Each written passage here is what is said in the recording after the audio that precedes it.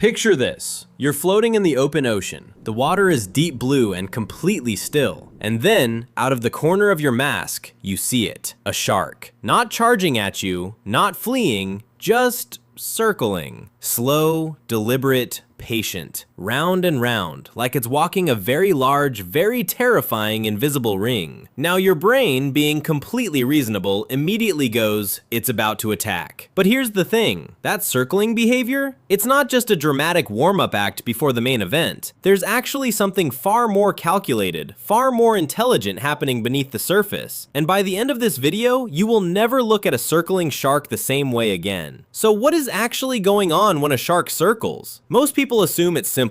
The shark is sizing you up, getting ready to pounce, maybe even enjoying the anticipation like some kind of oceanic villain monologue moment. And to be fair, that instinct makes sense from where we're standing, or in this case, treading water. When something big and sharp-toothed moves around you in circles, your nervous system does not exactly respond with calm curiosity. But scientists who study shark behavior have found that the circling pattern tells a much richer story. It's not just hesitation before a meal. It's a complex, multi-layered piece of behavior that serves several very specific purposes. And in many cases, it's not about attacking at all. Let's break down what's actually happening and why it matters. Let's get specific about what circling actually looks like, because not all circles are created equal. When a shark begins to circle a potential target, whether that's a seal, a fish, or occasionally a bewildered snorkeler, it typically moves in wide, sweeping arcs at first. The body is fluid and controlled. The pectoral fins, those big side fins, are often held angled downward rather than flat. The shark maintains a careful distance and keeps one eye, and remember, those eyes are on the sides of its head, consistently oriented toward the subject of its attention. As the circling continues, the arcs may begin to tighten. The shark swims in increasingly smaller loops. Its speed may shift, sometimes slowing, sometimes picking up, and in some species, you'll notice the body adopting what researchers call a threat posture. Back arched, snout pointing slightly upward, swimming in a stiff, exaggerated way that looks almost like a shark doing a very bad impression of a regular shark. That change in body language is the real signal. And to understand why, we need to understand what the shark is doing during those circles. Here's something wild to consider. Sharks are, in many ways, the most sensorially sophisticated hunters on Earth. And when a shark circles, it's not just looking, it's scanning with every sense it has simultaneously. Sharks have a system called the lateral line, a series of tiny pressure-sensitive cells running along their entire body that can detect vibrations, water displacement, and movement from dozens of meters away. By circling, the shark is essentially passing its entire body past the signal source over and over, building a three-dimensional map of what it's dealing with. They're also using their ampullae of Lorenzini, tiny electroreceptive organs around their snout, to pick up the weak electrical fields that all living things produce. Every heartbeat you have creates a tiny electrical pulse, and a shark can detect it. So while it's circling, it's essentially reading your biological signature like a very invasive medical scan. Heart racing? Yeah, the shark knows. Think of it like this. Before a predator commits to an attack, it wants information. Is this prey healthy or injured?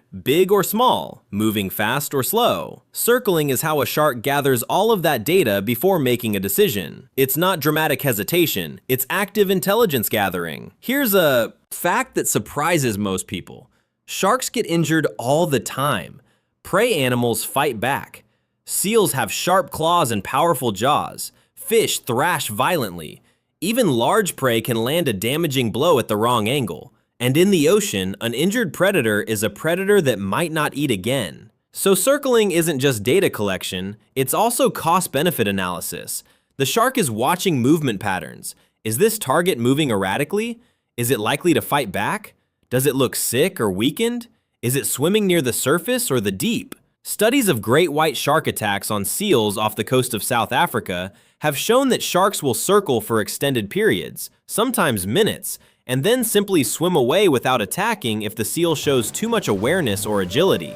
The shark calculated that the energy cost of a failed attack or a potential injury wasn't worth the gamble. In other words, a circling shark isn't a determined predator closing in for the kill. Sometimes it's a very cautious animal running a mental spreadsheet on whether lunch is worth the hassle. And occasionally, the answer is no. Here's where it gets even more interesting, because circling isn't only directed at prey. Sharks circle other sharks too. When a shark circles a competitor near a food source, it's performing a kind of dominance display. The message being broadcast is essentially, I am large, I am present, I am paying attention. Back off or we're gonna have a problem. It's the aquatic equivalent of two people in a parking lot slowly driving in circles staring at each other. Gray reef sharks are particularly well documented for this behavior. When they feel threatened or are asserting their territory, they adopt that exaggerated stiff-bodied swimming posture, back arched, pectoral fins dropped, and begin circling in a very deliberate, almost theatrical way. Researchers who recognized this pattern and backed away slowly reported no attacks. Researchers who didn't recognize it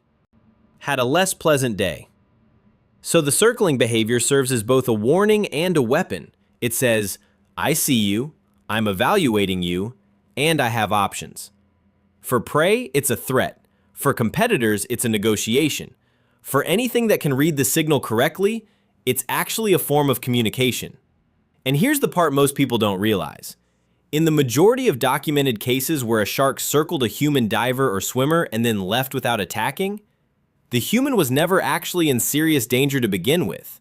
The circling was investigative, not predatory. Research from the Florida Museum of Natural History, which tracks shark attack data globally, shows that most shark interactions, including circling behavior, end without any physical contact at all. Sharks are famously not particularly interested in eating humans. We're bony, we're unpredictable, and frankly, we make a lot of weird noises in the water. From a caloric standpoint, we're a terrible option compared to a fat, blubbery seal. The circling that people interpret as the prelude to an attack is far more commonly the prelude to the shark deciding that this particular situation isn't worth it. The circle is the investigation, the risk assessment, the territory signal.